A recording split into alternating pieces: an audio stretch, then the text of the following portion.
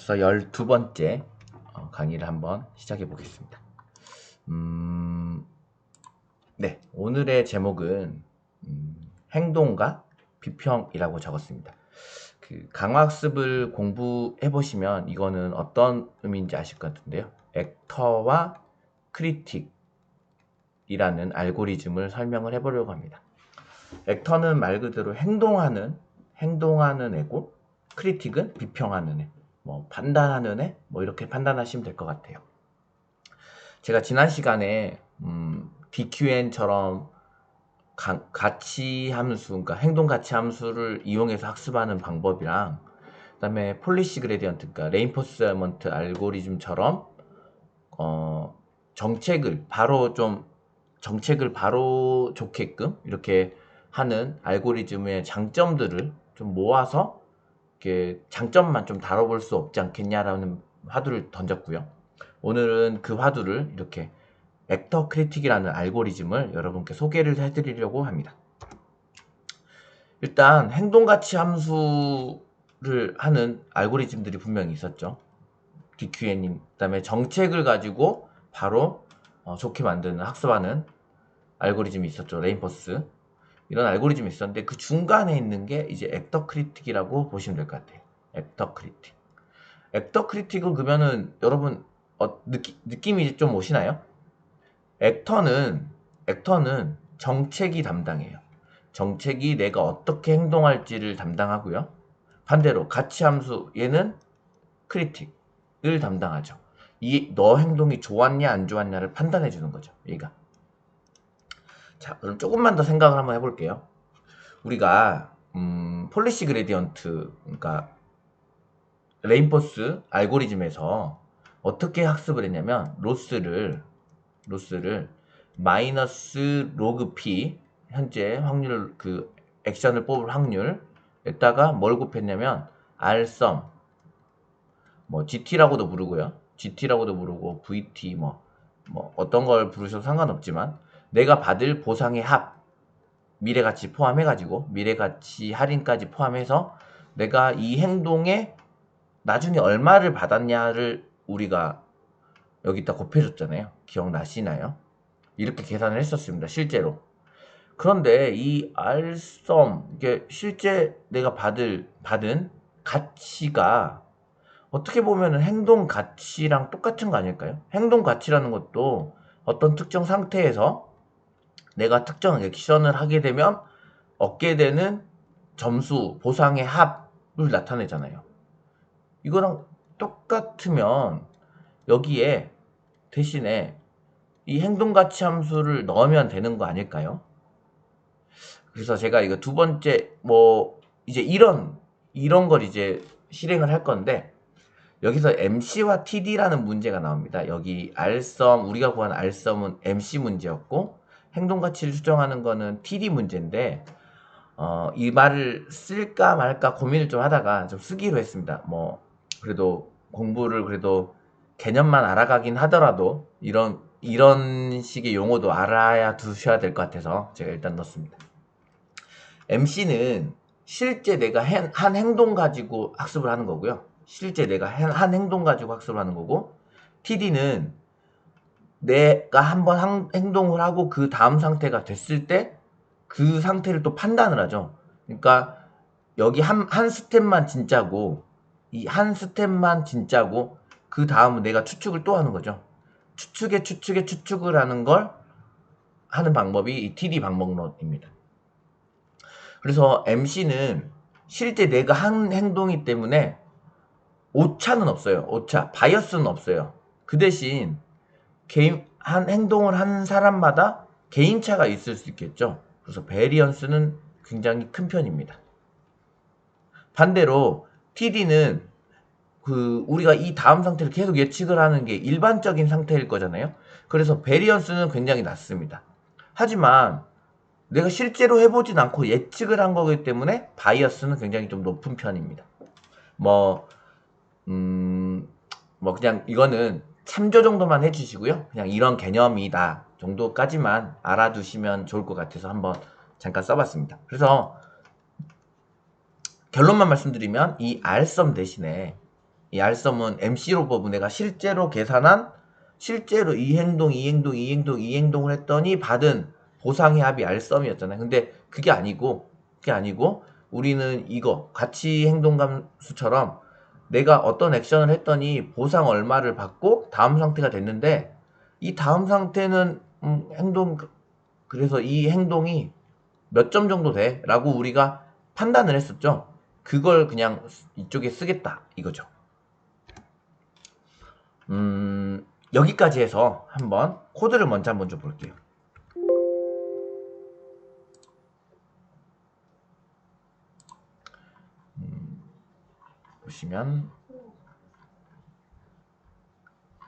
보시면 저희가 그 폴리시 그레디언트 함수 그대로고요. 그 다음에 여기 타겟은 앞서서 그 DQN 알고리즘에서 학습한 그 타겟 모델입니다. 그 타겟 모델을 그대로 사용할 예정입니다.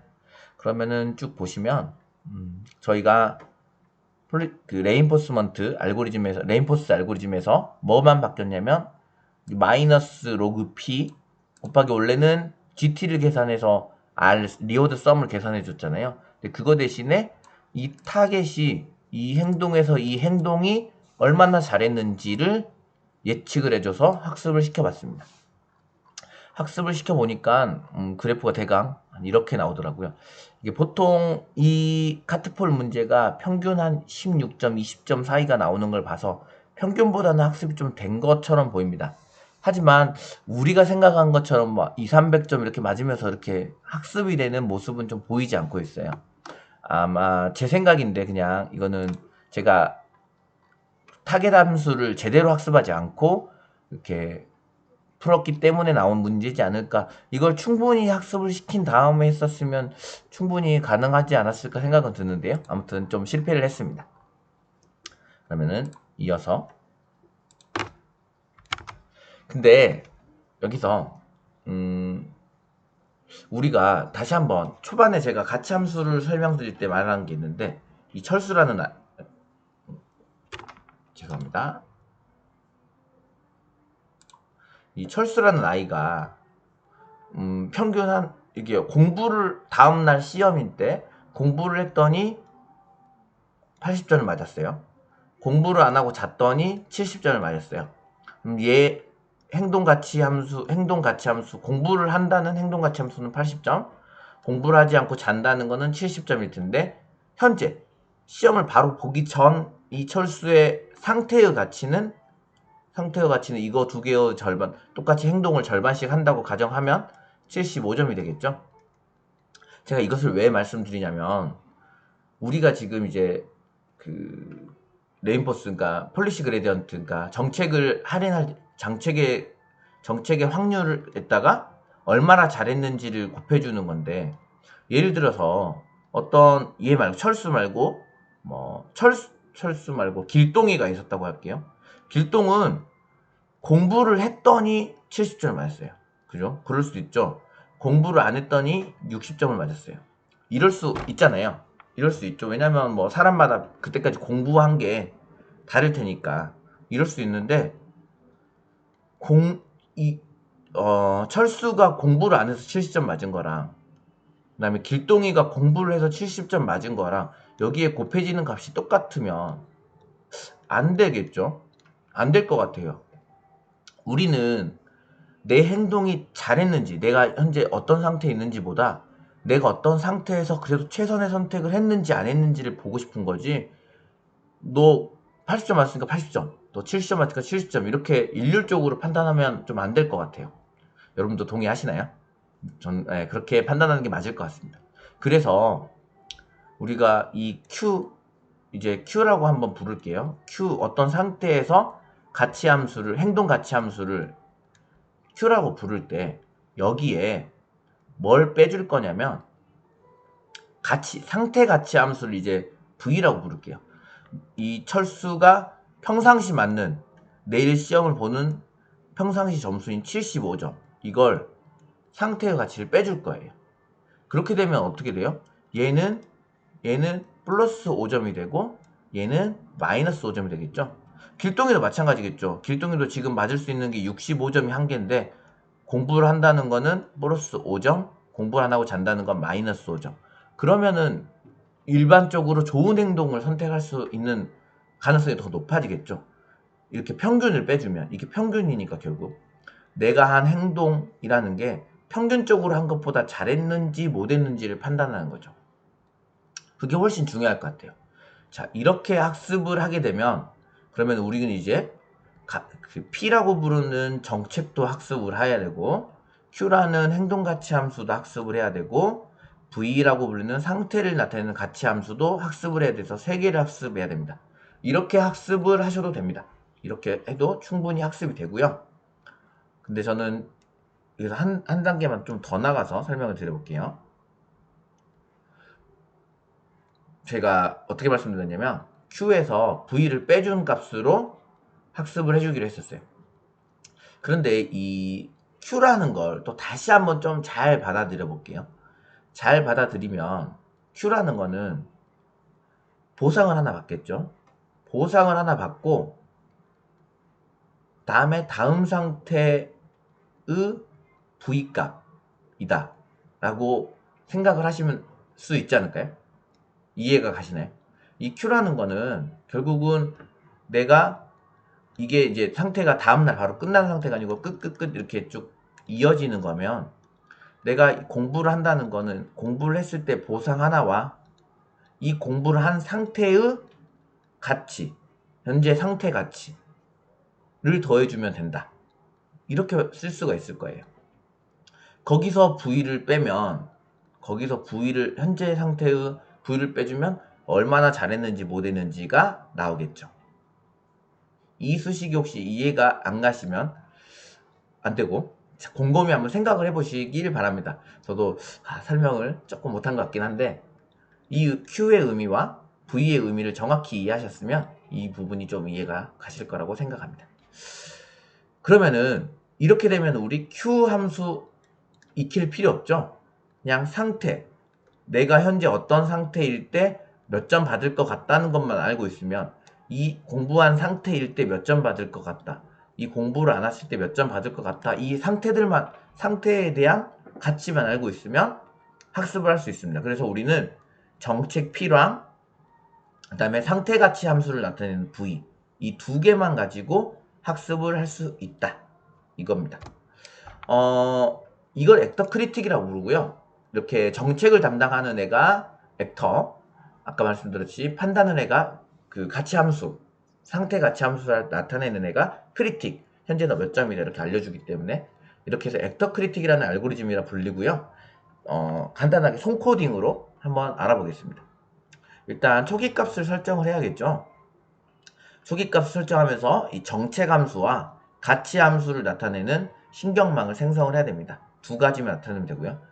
그리고 이거 두 가지 방법이 있는데 코딩을 할 때는 두 가지 방법이 있는데 신경망을 한 개만 만들어서 거기서 나오는 아웃풋이 정책이 나오고 가치가 나오고 이런 식으로 만들 수도 있고요. 아니면 정책 신경망 모델, 가치 함수 모델 이렇게 두 개를 만드는 방법도 있습니다.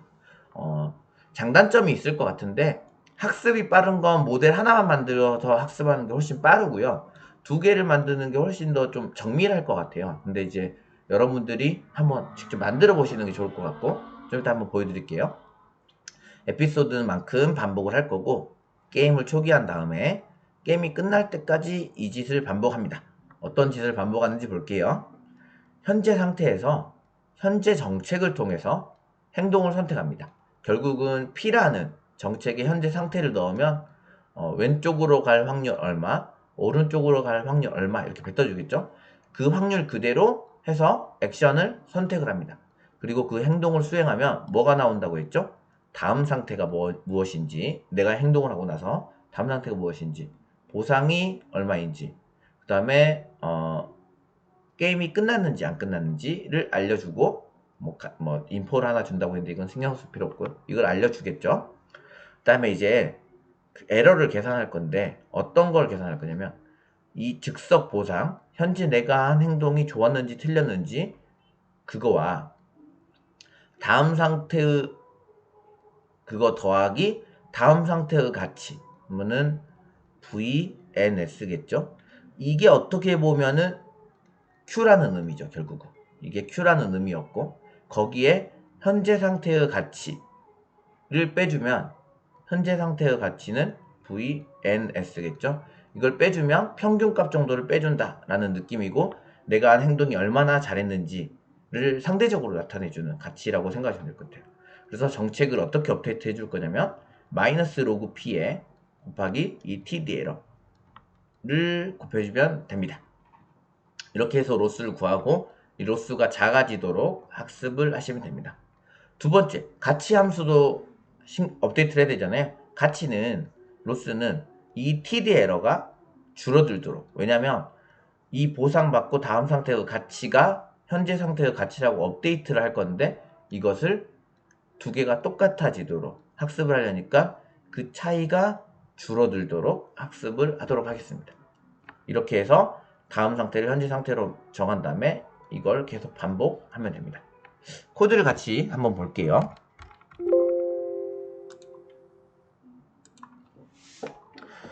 보시면 저는 모델을 하나만 만들었습니다. 하나만 만들었고, 여기 Pout이라는 게 정책 아웃이고, 그 다음에 여기 Vout이라고 해놓은 게 가치 함수의 아웃풋입니다. 정책은 액션 넘버만큼 왼쪽으로 갈 확률, 오른쪽으로 갈 확률에서 소프트맥스로 값을 빼주고요. 그 다음에 가치 함수는 너 상태가 뭐니까 현재 몇 점이야 라고 하나만 알려주면 되겠죠. 그래서 하나만 알려주면 되고, 그것을 아무것도 안 쓰면 리니어, 그러니까 회귀 문제처럼 풀도록 하겠습니다. 그렇게 해서 이렇게 쭉 파라미터들을 정해주고요. 쭉 정해져서 에피소드만큼 반복을 할 거고요. 그 다음에 게임이 진행되는 동안 어떤, 위에는 보실 거 크게 없고, 모델 현재의 상태를 입력으로 넣었을 때 첫 번째 거, 그러니까 0번의 그 확률을 구해주고, 그 확률 분포로 선택을, 액션을 합니다. 그리고 액션을 수행하고 여기를 지나가겠죠. 이제 여기를 지나갈 건데, 여기 그레디언트를 그려야지만, 이게 여기 그레디언트 테이블을 그려야지만 그레디언트를 구할 수 있으니까 이 방법은 책 앞쪽에 보시면 좋을 것 같고요. 이렇게 해서 TD 에러를 구합니다. TD 에러는 뭐냐면 현재 행동했던 거에 대한 보상 더하기 미래 가치 함수를 미래 할인을 곱해주고, 그 다음 상태에서 너 몇 점인지, 1번이 하면 가치 함수를 나타낼 거예요. 두 번째 아웃풋 V, 이걸 나타내기 때문에 현재 얼마나 잘했는지를 일단 구해주고, 거기서 현재 상태의 가치를 빼주면 이게 TD 에러라고 제가 말씀드렸고, 이 TD 에러를 여기다 넣어주시면 됩니다. 주의하실 점은 이 P 로스, 그러니까 정책에 대한 로스를 계산하실 때는 이게 그레디언트가 계산이 되면 안 돼요. 그래서 그레디언트를 계산하지 않겠다라는 걸 꼭 선언해 주셔서 학습을 이렇게 해 주시면 되고요. 두 번째 V로스, 그러니까 상태 가치 함수는 이걸 줄이도록 TD 에러를, TD에서 이 모델 S에 넣었을 때 값을 줄이도록, 이 TD 에러를 줄이도록 제곱을 해서 로스를 줄여나가면 될 것 같습니다. 그 다음에 일반적으로는 V로스, 그러니까 가치 함수가 좀 더 빨리 학습이 돼야 돼요. 왜냐면 정확한 판단을 내려줄 수 있어야 이 행동을 정확하게 할 수 있는 거니까, 보통 그래서 V로스를 조금 더 키워서 학습을 진행하도록 하겠습니다. 이렇게 반복하면 학습이 되고요. 결과를 500번 정도를 반복을 했는데 100번 이상부터 좀 학습이 되기 시작해서 이렇게 조금 널뛰기를 좀 많이 하는 형상으로 나타냈습니다. 이렇게 해서 잘 보여드렸고요. 여러분들이 여러분들만의 모델을 만들어 가지고 하이퍼 파라미터를 좀 조정하면서 좀 더 좋은 모델이 무엇인지 좀 만들어 주셨으면 좋겠고요. 제가 여기 신경망 하나만 만들어 가지고 테스트를 했는데, 신경망을 가치함수 신경망, 그 다음에 정책 신경망, 이렇게 두 개 나눠서도 한번 테스트를 해보면 좋을 것 같습니다. 자, 오늘은 여기까지 내용을 전달해 드릴 거고요. 다음에는 제가 어떤 걸 좀 알려드리고 싶냐면, 다음에는 다른 새로운 또 환경에서 새로운 제약 조건을 풀어가지고 한번 풀어볼 건데요. 다음 시간에는 행동이, 우리가 행동이라는 게 뭐 1번, 2번, 3번 이렇게 있는 게 아니고 연속적일 수가 있어요. 내가 0.1만큼 행동을 하겠다. 0.9만큼 행동을 하겠다. 이런 식으로 0.11만큼 행동을 하겠다는 것처럼 행동이 연속적일 수가 있어요. 이럴 경우는 도대체 어떻게 행동을 해야 될까? 라고 한번 이 주제로 한번 강의를 해보겠습니다. 감사합니다.